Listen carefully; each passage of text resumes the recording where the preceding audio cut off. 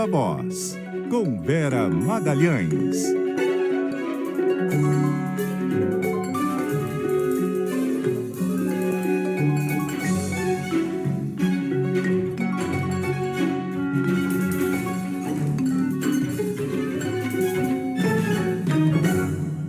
Vera Magalhães, boa tarde para você.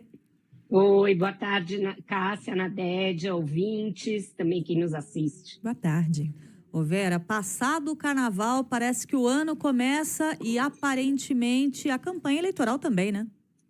Pois é, a campanha começou bem cedo, né, nesse ano. Na verdade, quase não saímos do palanque desde 2022, mas agora ela vai ganhar muita atração, Cássia, porque a gente tem aí só 2 meses para todos os arranjos de alianças, de palanques, e isso tem de ser feito olhando para o Brasil inteiro e tentando fazer com que as lógicas regionais se encaixem na estratégia nacional dos principais candidatos.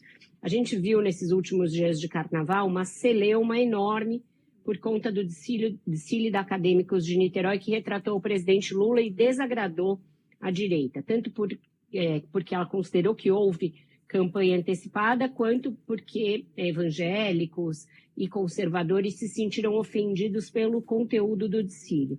Enquanto tudo isso rolava, e a direita, portanto, lucrava com isso que foi um tropeço do PT e do Lula, o pré-candidato do PL, Flávio Bolsonaro, também articulava os seus palanques regionais. Então, ele usou esses dias aí em que as coisas ficaram muito voltadas para o carnaval para, nos bastidores, se movimentar e tentar articular alianças fortes nos principais estados.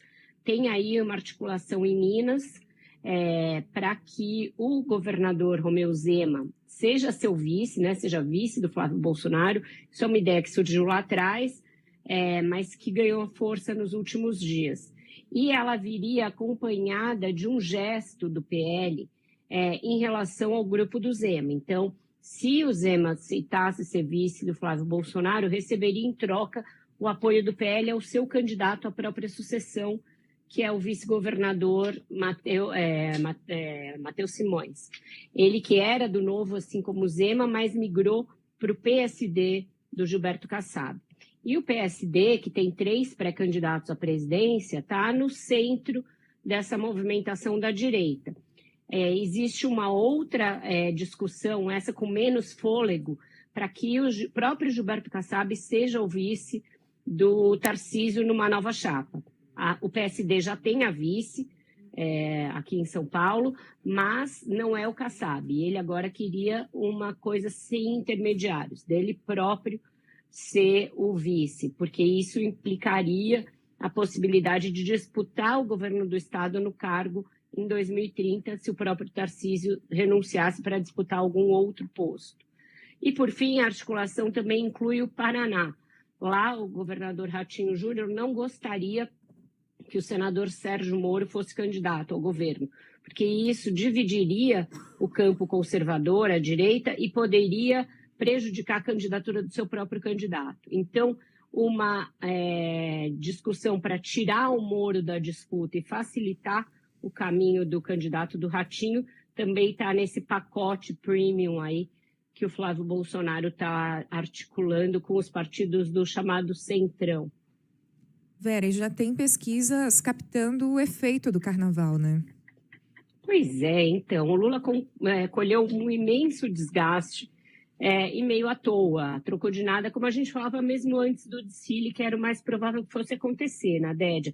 Mas agora essas pesquisas conseguem dar números a esse desastre, né? Segundo uma pesquisa do Instituto Ideia, que está no Globo de hoje, 6 a cada 10 evangélicos se sentiram ofendidos e viram preconceito na retratação que foi feita da família conservadora durante o desfile da Acadêmicos de Niterói, né? Aquela ala que, aliás, não faz nem sentido, né? Conservadores em conserva, um trocadilho que nem sentido nem graça tem, mas que atingiu em cheio essa fatia do eleitorado que é muito grande, é crescente e pode ser decisiva na eleição. Então, 6 em cada 10 se sentiram ofendidos. A Quest também vai incluir uma pesquisa sobre isso no seu próximo levantamento para medir o estrago e medir se ele é um estrago momentâneo, ou seja, na hora existe uma irritação com o Lula e depois passa, ou se ele é algo mais permanente, capaz de provocar um dano numa avaliação do Lula que já não é das maiores possíveis. Bom, a gente vai continuar acompanhando esse tema, sempre com a ajuda aqui da Vera Magalhães.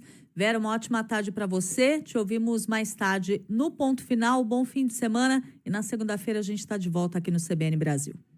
Combinado. Até lá, um ótimo fim de semana para vocês também. Até.